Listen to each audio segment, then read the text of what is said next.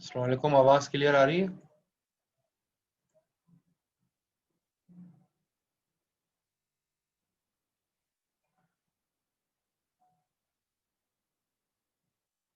अच्छा, ये दो आईडीज का जो है ना वो मर्जर है।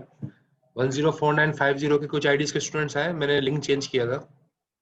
कोई स्टूडेंट है 104950 के मेकअप क्लास जो उनकी शेड्यूल्ड हुई है? कोई है तो बता दें। एक तो संडे क्लास की शेड्यूल्ड स्टूडेंट्स है, एक 104950 में। फबिया आएंगे, ठीक है। तो फबिया औरों को भी बता दें जो आपके हैं। मैंने वैसे एसएमएस तो सबको सेंड कर दिया। और कोई ऐसे लोग हैं जिनको भी बता दें कि लिंक चेंज हुआ है, उसी पे कनेक्ट करें। तो मैंने जो कल लिंक भेजा था मेकअप का, वो क्योंकि मैं भूल गया था आज ये शेड्यूल क्लास भी है, तो इसी के साथ मर्ज किए हमने आप लोगों की मेकअप क्लास। ठीक है, तो ये आप कर लीजिए। जो 104950 के वो अपने ग्रुप में सीआर भी हों तो सीआर को भी कह दें वो अपने। वैसे मैंने फेसबुक पे भी पोस्ट कर दिया है मेकअप क्लास के बारे में। तो लेकिन ये कि सब इसी पे कनेक्ट हो जाए। अटेंडेंस हम आज की क्लास में जो है ना लेंगे, थोड़ी देर में लेंगे, क्योंकि जाहिर है वो मर्जर हो रहा है दो क्लास का। थोड़ी देर में अटेंडेंस लेंगे। ठीक है।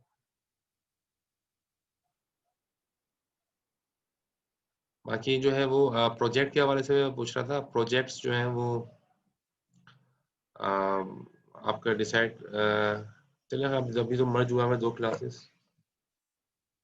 नेक्स्ट क्लास में कर लेंगे इसके बारे में बात आप लोग। अच्छा, हम लोग करते हैं डेड लॉक के बारे में पढ़ते हैं, डेड लॉक्स। ठीक है, तो डेड लॉक जो है वो ऑपरेटिंग सिस्टम का एक इम्पोर्टेंट कॉन्सेप्ट है। और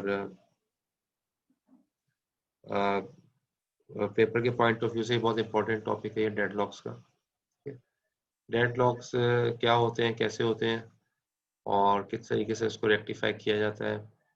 यानी कि अगर इस हम चैप्टर में देखें तो ये टॉपिक्स हम कोशिश करेंगे कवर करने की। ठीक है, तो डेडलॉक को रोका कैसे जाए, आपको डिटेक्ट कैसे किया जाए।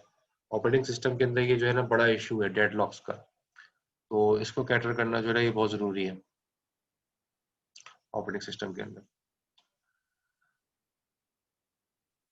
तो इस चैप्टर के ऑब्जेक्टिव ये है to develop a description of deadlocks which prevents sets of concurrent process from completing their task।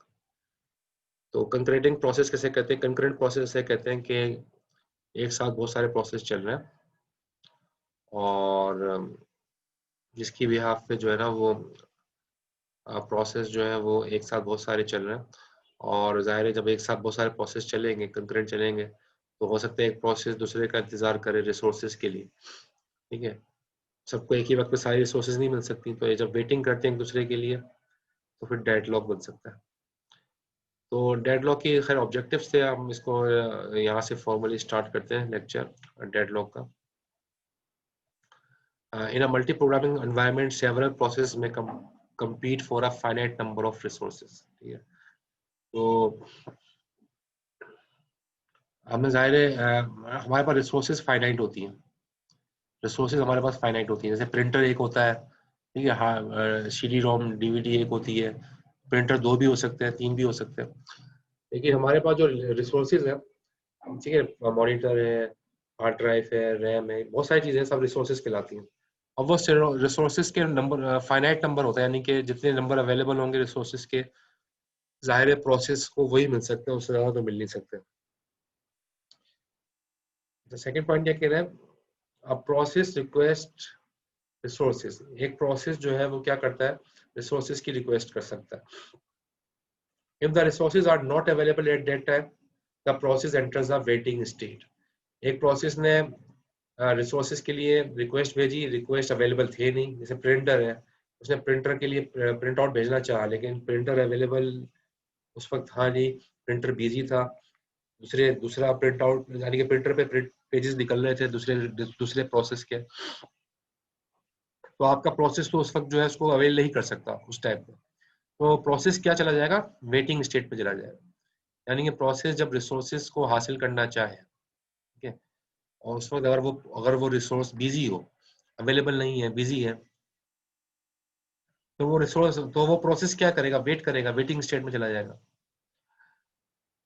Sometimes a waiting process is never again able to change state, ठीक है, because the resources it has requested are held by the other waiting process. This situation is called deadlock.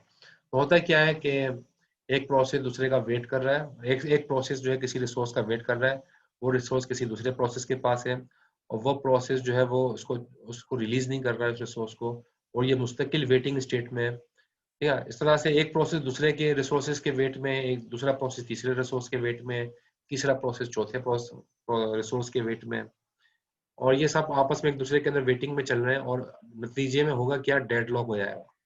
इसकी example आप जैसे जैसे कराची में होता है ना अक्सर, तो हम देखते हैं ट्रैफिक जाम। ट्रैफिक जाम क्यों हो रहा है कि भाई सामने वाला जो है वो मेरी तरफ आना चाह रहा है, मैं सामने जाना चाह रहा हूँ, राइट हैंड वाला लेफ्ट हैंड जाना चाह रहा है, लेफ्ट जाने वाला राइट जाना चाह रहा है। अब सब एक दूसरे के सामने आ गए, सब एक दूसरे के सामने आ गए, और जा कोई भी नहीं पा रहा, क्योंकि जब एक हटेगा दूसरा जाएगा ना, एक हटेगा दूसरा जाएगा। तो जो ट्रैफिक जाम की कंडीशन है ना, वो एक तरह की डेडलॉक होती है। अब डेडलॉक जब हो जाता है ट्रैफिक के, ट्रैफिक जाम हो जाता है, फिर क्या करते हैं भाई कि फिर हम कहते हैं भाई एक तरफ वाले जो है ना रुक जाएं, एक तरफ वाले चलते रहें, ताकि एक तरफ का रास्ता तो खुले। जब एक तरफ का रास्ता खुलता है, फिर ऑटोमेटिकली जो है ना रास्ता निकलना शुरू हो जाते हैं, और आहिस्ता आहिस्ता वो सारा जो ट्रैफिक जैम है वो सही हो जाता है।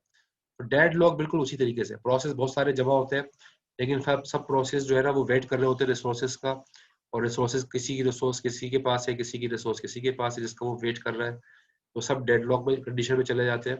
तो डेडलॉक को भी खत्म भी करना, पहले तो हम कोशिश करते हैं डेडलॉक होना, ठीक है, इसके अंदर मुख्तलिफ स्ट्रेटेजीज हम पढ़ेंगे कि डेडलॉक या तो ना हो, और अगर डेडलॉक हो गया है किसी वजह से, तो वो फिर डेडलॉक खत्म भी हो जाए। ठीक है, तो ये चीज थी डेडलॉक में। अभी हम आगे और भी चलते हैं, तो उसकी और डिस्क्रिप्शन क्लियर हो जाएगी।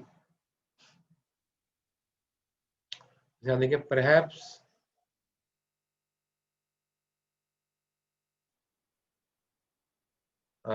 the best illustration of deadlock can be drawn from a law passed by Kansas legislator। ये Kansas legislator एक साइंटिस्ट थे, साइंटिस्ट नहीं थे, मतलब एक लॉयर थे, लॉयर। उन्होंने 20th सेंचुरी के अंदर एक डेडलॉक का जो है ना लॉ बनाया। वो क्या था, when two trains approaches each other at a crossing के साथ अंदर दो ट्रेन एक दूसरे के सामने आ जाए, both shall come to a full stop। ठीक है, जाहिर है क्या करेंगे, एक तो बढ़ तो नहीं सकती जब एक दूसरे के सामने आ गई, सेम मतलब पटरी भी एक ही है, ये लाइन एक ही है, और सब एक दूसरे के सामने आ गए, तो neither shall start up again and until other gone। ठीक है, अब वो आगे भी नहीं बढ़ सकती, पीछे भी नहीं जा सकती, ट्रेन कैसे पीछे जाएगी, मतलब वो होता है क्या है कि जाहिर है वो डेडलॉक स्टेट है। यहाँ पर ये दिखाया गया जैसे ट्रेन के अंदर होता है, हमने आपको ट्रैफिक जैम की भी एग्जांपल दी, ट्रेन के अंदर भी ऐसा होता है कि अगर दो ट्रेनें आमने सामने आ जाए या क्रॉस करने लगे एक दूसरे को, तो वो जाहिर है वेट करेंगी एक दूसरे को, वो भी एक तरह की डेडलॉक कंडीशन होगी। तो हमें डेडलॉक समझ में आ गया, डेडलॉक क्या होता है। A process must request a resource before using it and must release the resource after, यानी कि अब देखें, अब होता क्या है, प्रोसेस जो है वो रिक्वेस्ट करता है किसी भी रिसोर्स की कि भाई मुझे मिल जाए, जैसे प्रिंटर मुझे चाहिए, तो वो प्रोसेस क्या करेगा, प्रिंटर की रिक्वेस्ट भेजेगा, और जब उसको प्रिंटर मिल जाएगा, फिर उसको प्रिंटर प्रिंट आउट निकालने के बाद फिर वो करेगा क्या, प्रोसेस को रिलीज कर देगा, रिसोर्स को रिलीज कर देगा, वो प्रोसेस रिसोर्स को रिलीज कर देगा। ठीक है, प्रिंटर क्या है, रिसोर्स है, प्रिंटर एक रिसोर्स है, तो वो प्रोसेस क्या होगा, रिसोर्स को रिलीज कर देगा आफ्टर यूजिंग इट।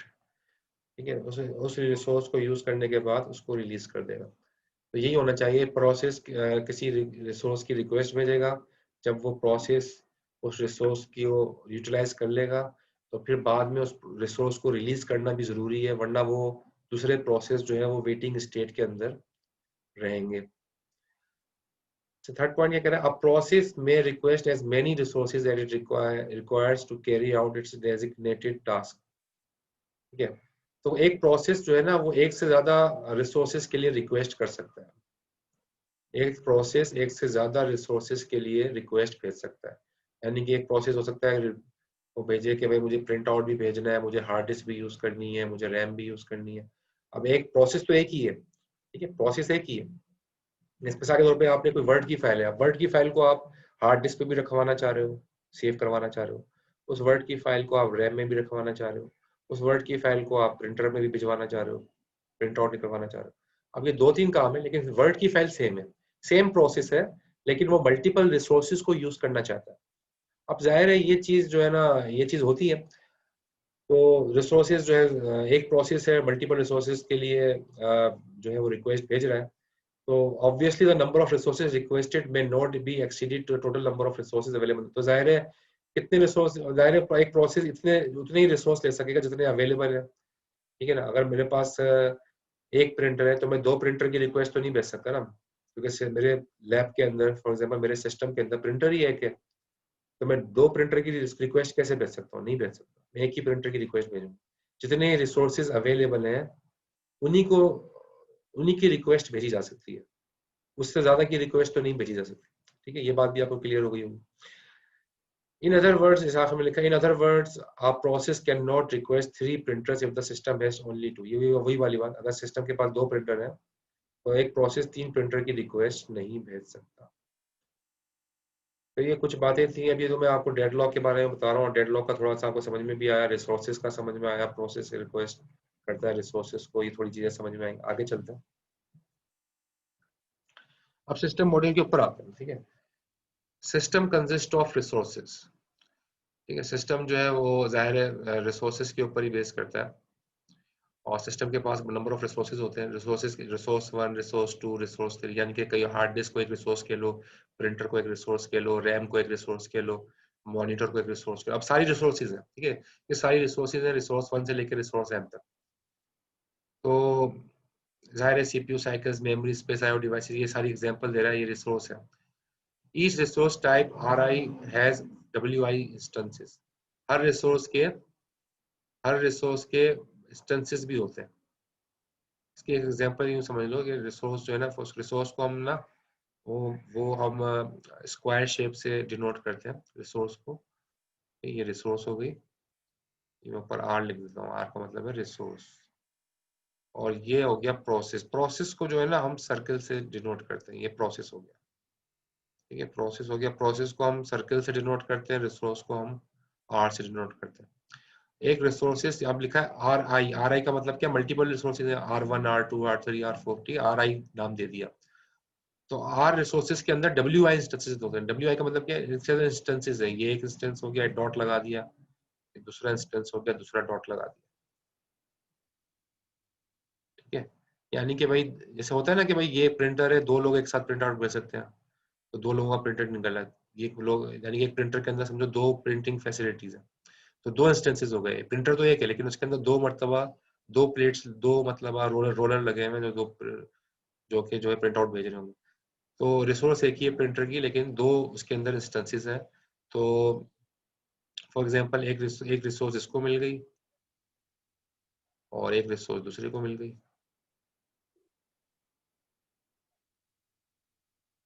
ये दूसरा प्रोसेस है, ये P2 है, फॉर एग्जांपल ये P1 है, ठीक है। तो P1 और P2 को दोनों रिसोर्सेज R की मिल गई, क्योंकि R के 2 इंस्टेंसेस थे।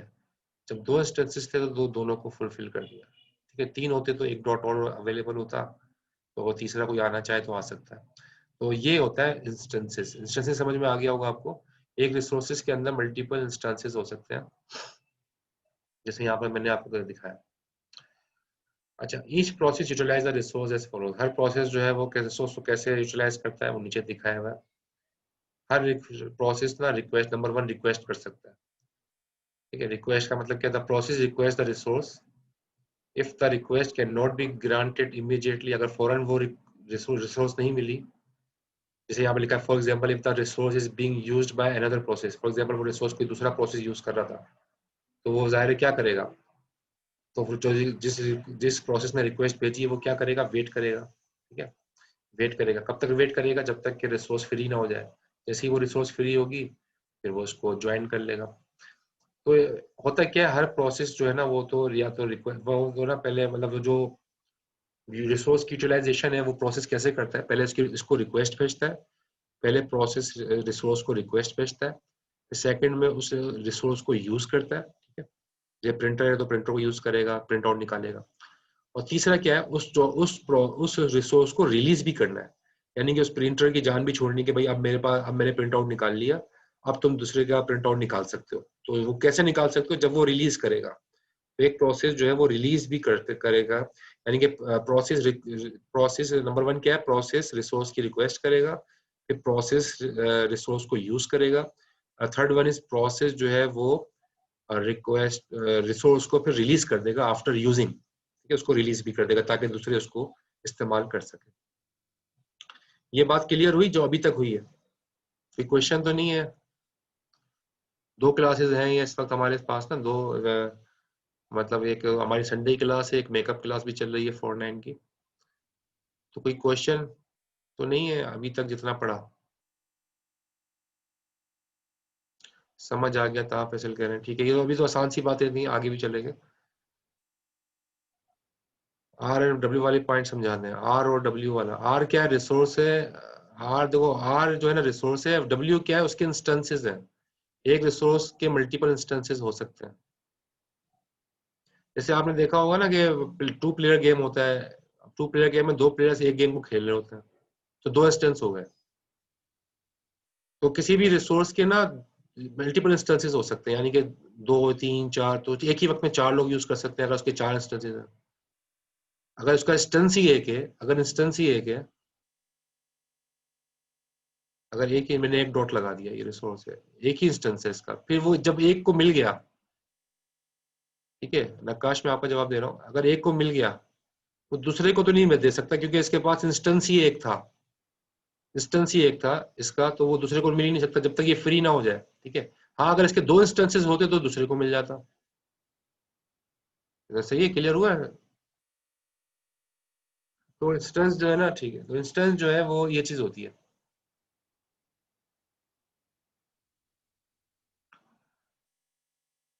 अच्छा, ये आगे चलते हैं।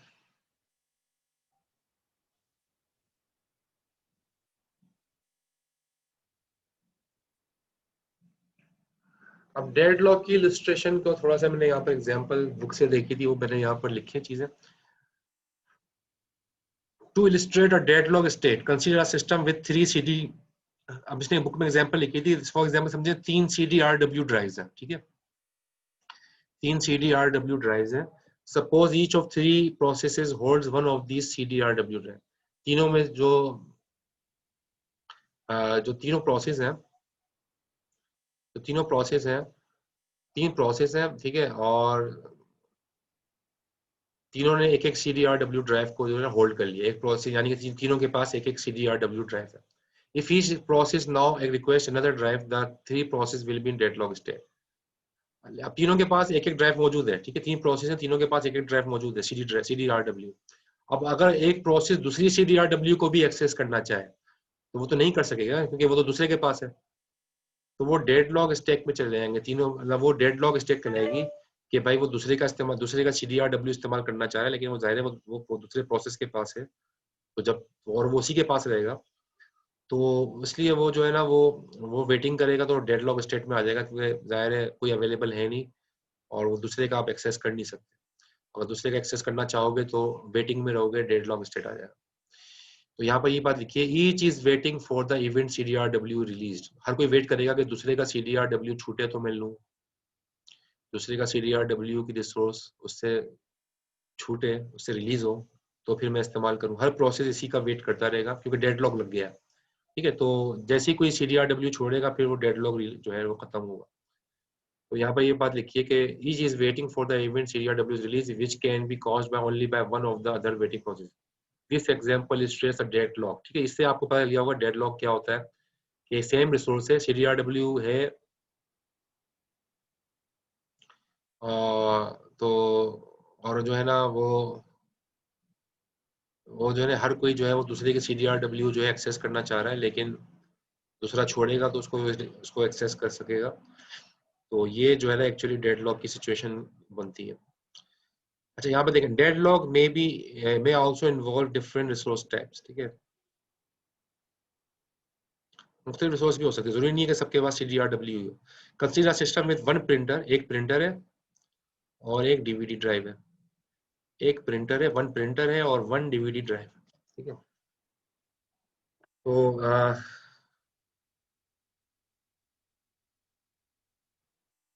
suppose that process pi is holding the dvd and process pj is holding the printer। pi जो है वो उसने क्या होल्ड किया हुआ डीवीडी को। pi एक प्रोसेस है, उसने होल्ड किया हुआ डीवीडी को। पीजे दूसरा प्रोसेस है, उसने क्या होल्ड किया हुआ प्रिंटर को। पीआई ने डीवीडी को होल्ड किया है, पीजे ने प्रिंटर को होल्ड किया। If pi request the printer, अगर पीआई कहे कि मैं प्रिंटर को एक्सेस करना चाह रहा हूँ और पीजे कहे कि मैं डीवीडी को एक्सेस करना चाह रहा हूँ, तो जाहिर है वो एक दूसरे के लिए इंतजार करेंगे। तो दोबारा हम कहेंगे ये डेडलॉक हो गया है, क्योंकि दोनों एक दूसरे के लिए वेट कर रहे हैं। और वेटिंग स्टेट जब सारे सारे प्रोसेस वेटिंग स्टेट में आ जाए तो वो एक डेडलॉक बन जाता है। डेडलॉक क्लियर हो गया। डेडलॉक क्या होता है, अब आपको मेरे ख्याल में 3-4 एग्जांपल्स आ गई हैं सामने। तो डेडलॉक क्लियर हो गया वो।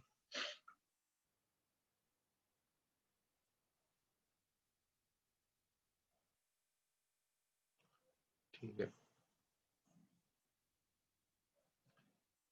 तो डेडलॉक हमें क्लियर हो गया, सही है। हम आगे चलते हैं। डेडलॉक क्लियर होना जरूरी है। डेडलॉक हम क्या होता है, जाहिर है वो। अच्छा, डेडलॉक की क्या पर हम पढ़ रहे हैं, डेडलॉक की कैरेक्टराइजेशन के बारे में, ठीक है। Deadlock characterisation.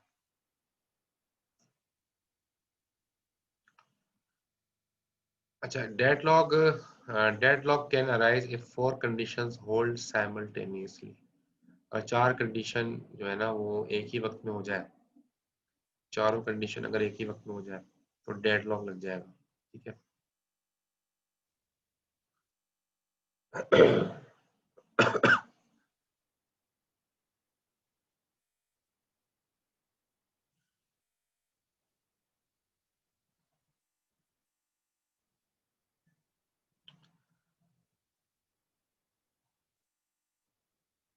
पहला क्या है, यानी कि 4 कंडीशन अगर एक ही वक्त में होंगी तो डेडलॉक हो जाता है। अगर इनमें से एक भी ना हो तो डेडलॉक खत्म हो जाएगा। यानी कि चारों होंगी तो डेडलॉक होगा, चारों में से एक भी नहीं होगी तो डेडलॉक नहीं हो सकेगा। पहली कंडीशन क्या है, mutual exclusion. Only one process at a time can use a resource. यानी कि होगा क्या कि एक रिसोर्स कम से कम ऐसी होनी चाहिए जो कि नॉन शेयरेबल हो, ठीक है ना। यानी कि वो एक ही वक्त पे दो लोग इस्तेमाल ना कर सकते हो। जैसे प्रिंटर है, अब प्रिंटर तो एक ही वक्त में एक ही इस्तेमाल करेगा ना, दूसरा तो उसको इस्तेमाल नहीं कर सकता जब तक कि पहले का प्रिंट आउट ना निकला है। तो हम कह सकते हैं कि भाई रिसोर्स जो है वो नॉन शेयरेबल है, कि एक वक्त में जब एक के पास है तो दूसरा उसके लिए वेट करेगा। दूसरा उसके लिए, हालांकि प्रिंटर में तो क्यू बन जाती है, प्रिंटिंग क्यू, हम देख के जान छूट जाती है हमारी। लेकिन अगर हम ये समझे प्रिंटिंग क्यू नहीं बन रही तो जाहिर है वेटिंग में रहेगा ना, मतलब वो इंतजार करेगा। और प्रिंटिंग क्यू में भी एक्चुअली वेट ही कर रहे होते हैं सारे। अगर ज्यादा किसी का 10,000 पेज प्रिंट आउट निकाल रहे हैं तो सारे जो प्रोसेस है वो वेट करेंगे ना, जो उसके बाद प्रिंट आउट भेजेंगे वो सब वेट करेंगे। तो इसका मतलब क्या है, पहले का मतलब आपको समझ में आ गया होगा कि एक कम से कम प्रोसेस ऐसा हो, एक रिसोर्स ऐसा हो कम से कम जो कि नॉन शेयरेबल हो, ठीक है, शेयर ना किया जा सकता हो, एक ही वक्त में सब शेयर ना कर सके। जैसे वर्ड की फाइल है, वर्ड की फाइल अगर मैंने रख दी लैब के अंदर प्रिंट आउट, मतलब PF3 में या लैब में कहीं सेंट्रल फोल्डर के अंदर रख दी, तो उसको सब पढ़ सकते हैं ना, वर्ड की फाइल सब खोल सकते हैं। तो वो तो शेयरेबल रिसोर्स हो गई। तो एक शेयरेबल रिसोर्स ऐसी होना जरूरी है जो कि एक एक रिसोर्स ऐसी होना जरूरी है जो कि नॉन शेयरेबल हो, जिसको सब शेयर ना कर सके एक ही वक्त में। एक इस्तेमाल करे, अगर वो रिलीज करे तो दूसरा इस्तेमाल करे। इसको कहते हैं म्यूचुअल एक्सक्लूजन। क्लियर है म्यूचुअल एक्सक्लूजन, कि एक रिसोर्स ऐसी हो जिसको सब शेयर ना कर सके एक ही वक्त में, बल्कि एक वक्त में एक शेयर करें, ठीक है। तो ये पहला पॉइंट हो गया म्यूचुअल एक्सक्लूजन का। Second one is hold and wait. Second one is hold and wait. A process holding at least one resource is waiting to acquire additional resources held by other process. A process holding at least one resource, ठीक है, एक process कम से कम जो है वो एक resource जो है ना, आप process holding at least one resource, एक प्रोसेस कम से कम एक रिसोर्स को जो है वो होल्ड करे, ठीक है। Is waiting to acquire additional resources held by other process. यानी कि वो हो सकता है और जो है ना, एक प्रोसेस जो है ना एक कम से कम एक रिसोर्स को होल्ड करे और दूसरे प्रोसेस के लिए जो है वो रिक्वेस्ट भेजे, यानी कि एक को होल्ड किया हुआ है अपने पास, ठीक है ना, एक को अपने पास, एक रिसोर्स को अपने पास, ये प्रिंटर को होल्ड किया हुआ है अपने पास, प्रिंटर को होल्ड किया हुआ है, प्रिंट आउट निकल रहा है, लेकिन दूसरी की रिक्वेस्ट भी भेजी हुई कि मुझे डीवीडी ड्राइव भी चाहिए। अब डीवीडी ड्राइव किसी और के पास है, ठीक है, यहाँ पर वही कह रहा है, अब process holding at least one resource, एक रिसोर्स को तो होल्ड किया हुआ है, जैसे प्रिंटर को होल्ड किया हुआ है, और वेटिंग भी कर रहा है, is waiting to acquire additional resource held by other process, और दूसरे प्रोसेस के लिए वेट भी कर रहा है कि मुझे डीवीडी भी चाहिए, ठीक है, प्रिंट आउट, प्रिंटर अपने पास है और डीवीडी के लिए भी वेट कर रहा है, उसकी भी रिक्वेस्ट भेजी हुई है, मुझे वो भी चाहिए। इस तरह की, इस कंडीशन को कहते हैं होल्ड एंड वेट, अपने पास एक रिसोर्स भी है और दूसरे रिसोर्स के लिए वेट भी कर रहा है, उसकी रिक्वेस्ट भी भेजी हुई है। ये क्लियर हो गया, hold and wait, mutual exclusion और होल्ड एंड वेट दोनों क्लियर हो गए।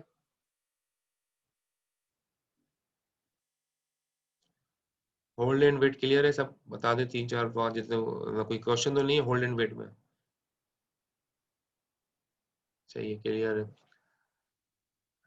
अच्छा, अब अगला क्या है, नो प्रीएम्पशन, ठीक है, next one is no preemption.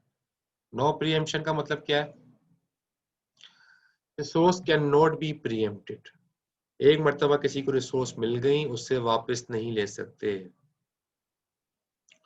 Resource can not be प्रीएम्प्टेड, ठीक है, एक मर्तबा किसी को रिसोर्स मिल गई उससे वापस छीन नहीं सकते जब तक कि वो उसको खुद रिलीज ना कर दे।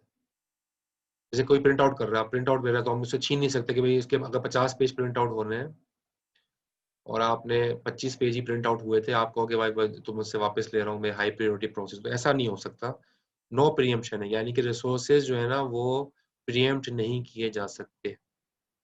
यहाँ पर लिखा है are resource can be release only voluntarily, कोई अगर प्रोसेस उसको छोड़ेगा तब तो रिलीज होगा, लेकिन जबरदस्ती कोई दूसरा प्रोसेस उससे छीन नहीं सकता, हाई प्रायोरिटी प्रोसेस आके उससे छीन नहीं सकता, ठीक है, तो इसको कहते हैं नो प्रीएम्पशन। क्लियर हो गया नो प्रीएम्पशन भी?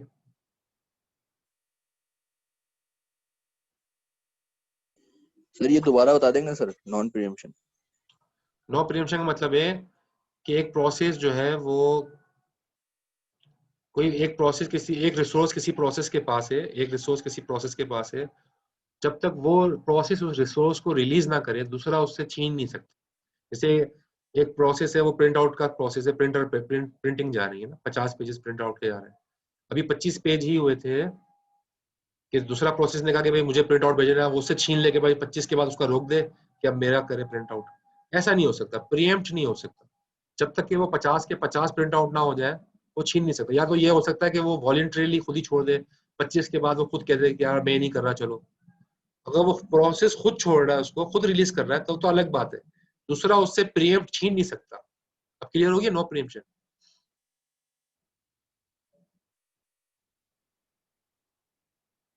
ठीक है ना, तो दूसरा उससे छीन नहीं सकता, वो प्रोसेस यानी कि रिसोर्स जिस प्रोसेस के पास है वो उसी के पास रहेगी जब तक कि वो प्रोसेस खुद उसको रिलीज ना करे, दूसरा उससे छीन नहीं सकता, दूसरा उससे प्रीएम्प्ट नहीं कर सकता, इसको कहते हैं नो ओके प्रीएम्प्ट, सर। ठीक है। इसके बाद fourth one is circular wait, चौथा क्या है, सर्कुलर वेट। अब सर्कुलर वेट क्या है, देर यानी कि एक प्रोसेस दूसरे का वेट कर रहा है, दूसरा तीसरे का वेट कर रहा है, तीसरा चौथे का वेट कर रहा है और चौथा फिर दोबारा पहले का वेट कर रहा है, तो ये सर्किल बन गया ना, उसको कहते हैं सर्कुलर। जैसे यहाँ पर लिखा है देयर एग्जिस्ट एज, एक प्रोसेस है P0, फिर P1, P2, P3, P4 और आखिर में प्रोसेस है Pn of waiting process such that P0 is waiting for resource. P0 किसकी वेट कर रहा है, P0 रिसोर्स का वेट कर रहा है, कौन सी रिसोर्स का, जो कि P1 ने होल्ड की हुई है, P1 वेट कर रहा है रिसोर्स का, कौन सी रिसोर्स का,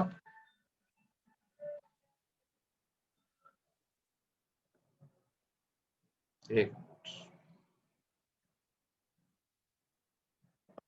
तो P1 होल्ड कर रहा है रिसोर्स का, कौन सी रिसोर्स का, जो कि P2 जिसको होल्ड किया हुआ है, ठीक है, और इस तरह P2 होल्ड वेट कर रहा है कौन से प्रोसेस का, जिसको P3 हेल्ड किया हुआ, वही चल रहा है, चलता जा रहा है चलता जा रहा है, और आखिर में जो सेकंड लास्ट प्रोसेस है Pn-1 वो होल्ड कर रहा है किसका, जो कि जो है वो Pn उस रिसोर्स का जो Pn के पास है, आखिरी रिसोर्स, आखिरी प्रोसेस के पास है। और जो आखिरी प्रोसेस है Pn, वो किसका वेट कर रहा है, वो पहले प्रोसेस का वेट कर रहा है P0 का, जो रिसोर्स P0 के पास है वो Pn को मिल जाए, वो उसका वेट कर, तो ये सर्किल बन गया ना कि P0 से स्टार्ट हुआ, P0, P1, P2, P3 चलता जा रहा है, ठीक है। P2 तो चलता जा रहा है, ये एक दूसरे का वेट कर रहा है। P जो है n-1 जो है किसका वेट कर रहा है, Pn-1 वेट कर रहा है Pn का, Pn आखिरी जॉब है, और Pn किसका वेट कर रही है, अगेन P0 का। P0 पहली वाली जॉब है, शुरू वाली, ये तो ये सर्कुलर वेट हो गया ना, यानी कि सब एक दूसरे का वेट ही कर रहे हैं, और ये सर्किल बना हुआ है, साइकिल हो गई है, इसको कहते हैं सर्कुलर वेट। बात क्लियर हुई? सर्कुलर वेट है, सारे प्रोसेस एक दूसरे का वेट कर रहे हैं, और जो आखिरी प्रोसेस है वो पहले वाले का वेट कर रहा है, तो ये तो सर्कुलर वेट हो गया, ठीक है। तो सर्कुलर वेट भी एक कंडीशन। अब ये यहाँ पर ये बात बताई जा रही है कि जब तक ये चारों कंडीशन ट्रू ना हो जाए उस वक्त तक डेडलॉक नहीं लगता। ये चारों कंडीशन यानी कि म्यूचुअल एक्सक्लूजन भी हो, होल्ड एंड वेट भी हो, नो प्रीएम्पशन भी हो, सर्कुलर वेट भी हो, ये चारों होंगे तब जाके जो है वो तब जाके जो है वो आपका डेडलॉक लगेगा, ठीक है। अगर इनमें से कोई एक भी मिसिंग होगा ना, डेडलॉक नहीं होगा। इनमें से कोई एक भी मिसिंग होगा तो डेडलॉक नहीं होगा। अच्छा, अब इसमें जरूरी नहीं है, देखो सर्कुलर वेट में भी क्या होता है, होल्ड एंड वेट ही तो है। सर्कुलर, अब देखो इसके अंदर जरूरी, देखो सर्कुलर वेट और hold and wait, circular wait ने एक्चुअली हर प्रोसेस दूसरे का वेट ही कर रहा है ना, दूसरा प्रोसेस तीसरे का वेट कर रहा है। सर्कुलर वेट के अंदर एक्चुअली होल्ड एंड वेट ही हो रहा होता है। तो ये मतलब नहीं है कि चारों अलग अलग हैं, कभी कभी ये देखो दो दो एक तरह से एक ही नजर आ रहे होते हैं, दो का एक ही काम होता है, सर्कुलर वेट में होल्ड एंड वेट भी हो रहा होता है। तो बहरहाल ये जब तक चारों ना हो उस वक्त तक जो है वो डेडलॉक नहीं लगता। तो डेडलॉक खत्म करना है तो चारों में से किसी एक को खत्म कर दो, या तो नो प्रीएम्पशन खत्म, प्रीएम्प्ट कर लो, रिसोर्स छीन लो, तो डेडलॉक टूट जाएगा, या सर्कुलर वेट खत्म कर दो तो डेडलॉक टूट जाएगा, या होल्ड एंड वेट खत्म कर दो, ये कंडीशन ही ना हो कि होल्ड भी करे और दूसरे के लिए रिक्वेस्ट भी भेजे, ऐसा ना हो, तब भी डेडलॉक टूट जाएगा। या कोई ऐसी रिसोर्स ही नहीं रखो जो कि नॉन शेयरेबल हो, क्योंकि नॉन शेयरेबल में वेटिंग होती है ना, जब नॉन शेयरेबल रिसोर्स ही नहीं होगी तो वेटिंग भी नहीं होगी। तो इन चारों में से का कोई एक भी आपने खत्म कर दिया, डेडलॉक टूट जाएगा। तो मेरे ख्याल में ये बात क्लियर हो गई होगी आप लोगों को।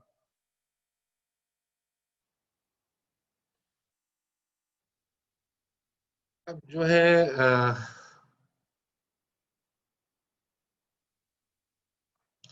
अच्छा, संडे संडे की जो क्लास है ये थोड़ा सा हम एक्सटेंड कर सकते हैं, आपका 2:30 बजे से ऊपर जा सकते हैं, अगर हम बीच में ब्रेक ले लें तो, क्योंकि आज असल में मेकअप क्लास भी है और उनका ब्रेक होता है, ठीक है। सर तो ब्रेक नहीं होता क्या वैसे? क्लास होती है ना सर। संडे वाली क्लास में तो ब्रेक नहीं होता, लेकिन जो आपकी ये मेकअप वाली क्लास है ना, ये इनमें ब्रेक होता है, क्योंकि इनकी लंबी क्लास होती है थोड़ी सी। सर 3 बजे से दोबारा 3 बजे से, 3 बजे दोबारा क्लास है ना। अच्छा तो 3 से पहले खत्म कर देंगे, ठीक है। सर मतलब कुछ ब्रेक भी तो हम भी तो लें सर। नहीं, ब्रेक तो ले रहे हो ना, ब्रेक ले रहे हो, लेकिन 3 से पहले सर खत्म। 2:45 तक अगर आप खत्म कर देंगे तो आप ब्रेक ले लें, और सब 2:45 पर 15 मिनट तो चाहिए होंगे सर बीच में। एक काम करेंगे, 2:45 तक जो है ना, 2:45 तक हम क्लास लेके ना, फिर 2:45 मैं आपको क्विज दे दूंगा, और उसके लिए आपको 15 मिनट दे दूंगा। 3:45 सर जो क्विज। नेक्स्ट मिस आती है ना नहीं सर, तो हमारी क्लास है ना। सर वो भी मिस बिल्कुल गैप नहीं देती है, वो भी आपकी तरह कहती है कि कोई गैप नहीं होता, सर और वो वो फिर ऐसे 5:30 क्विज तक अभी ले लें कंटिन्यूस आप। क्लास लेंगी। चलो एक काम करें, फिर क्विज कब ले, आप बताओ, अभी ले लें क्विज? सर अभी ले लें, सर अभी ले आपने लें। लास्ट टाइम दिया था ना, सर ब्रेक अभी के ले अंदर लें। कुछ दे दिया था, वैसे आप दे दें। अच्छा आपने लास्ट टाइम आधे घंटे का टाइम, आधे पौने घंटे का तकरीबन टाइम दिया था, 15 मिनट ब्रेक के दिए थे, आधे घंटे आपने क्विज के दिए थे। नहीं, वो तो बेटा वो आप लोगों की मेकअप क्लास थी ना, ये वो कि आपके सर शेड्यूल आप सर थर्सडे नेक्स्ट क्लास है ना क्लास ये में सर, करेंगे। नेक्स्ट असल में दो, क्लास में करना है सर फिर। नहीं क्विज तो आज ही क्लास में होगा, आप तो दोनों फिर का अभी ले लें। आपका टाइम क्या हो रहा है इस टाइम, वक्त क्या हो रहा है? 1:06 हो रहा है। 1:06। 7 हो रहा है सर। अच्छा, मैं अगर क्विज बना के रखता हूँ और आप लोगों को क्विज का 15 मिनट का टाइम देता हूँ, और क्विज तो बना हुआ है, मैं रखता हूँ और 15 मिनट का टाइम क्विज का देता हूँ, 15 मिनट का टाइम ब्रेक का देता हूँ, आधे घंटे का कर लेते हैं, ठीक है? सही है? मतलब 1:45 वापस आए। सही है सर। हाँ, लेकिन क्विज का टाइम 15 मिनट होगा, यानी कि सर क्विज का टाइम बहुत कम है, 15 मिनट नहीं सर, थोड़ा सा टाइम एक्सटेंड कर दी क्विज के लिए। चलो मैं पौने दो बजे ही ना, पौने दो बजे क्विज लॉक कर दूंगा, पौने 2 बजे। ठीक है सर, ठीक है, ठीक है। ओके आप लोगों सही के है पास सर। आपके पास आधे घंटे का रूम है, अब आप उसमें जब भी ब्रेक कर लें, बाद में कर लें, पहले कर लें, आपकी, ठीक है? तो आधे घंटे का आपको मैं इसमें लिवरेज दे रहा हूँ। आप 5 मिनट के बाद जो है ना कोई LMS पे लगाओ। LMS पे रख रहा हूँ 5 मिनट के बाद पर, अभी नहीं, 5 मिनट के बाद, ठीक है? Okay okay. आप LMS से पिक कर लीजिएगा, फिर पौने 2 बजे तक उसकी टाइमिंग होगी। आप फिर उसके बाद जो है ना सर गूगल क्लास वाला वही LMS पे रखूंगा, गूगल फॉर्म नहीं, MCQ दी है गूगल ना? वाला नहीं है LMS पे। गूगल फॉर्म पे, हाँ गूगल फॉर्म पे, गूगल क्लास में नहीं, गूगल फॉर्म पे, ठीक है? अच्छा, MCQ टाइप है सर। हाँ वो उस तरीके से ही। ओके।